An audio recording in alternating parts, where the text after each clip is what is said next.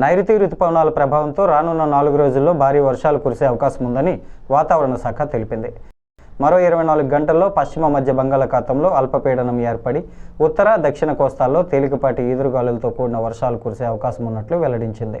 ఈసారి వారం ముందే నైరుతి రుతుపవనాలు పలకరించాయంటూ వాతావరణ శాఖ అధికారి జగన్నాథ్ కుమార్ వెల్లడించారు.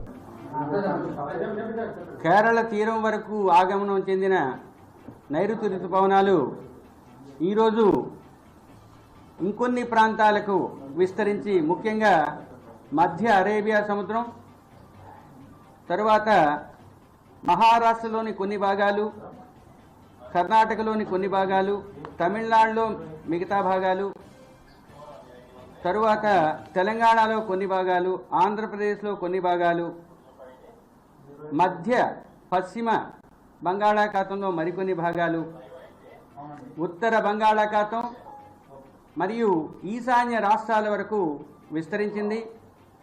ప్రస్తుతం ఉన్న పరిస్థితులను అనుసరించి రాబోయే కొన్ని రోజుల్లో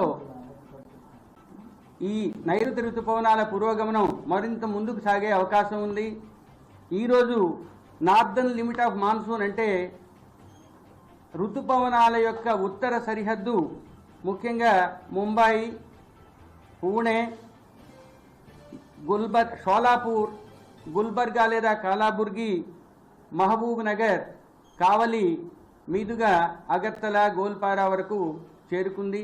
అంటే తెలంగాణ మీదుగా ఆంధ్రప్రదేశ్, దక్షిణ కోస్తా ఆంధ్రప్రదేశ్లోని కావలి వరకు రుతుపవనాల ఆగమనం జరిగింది.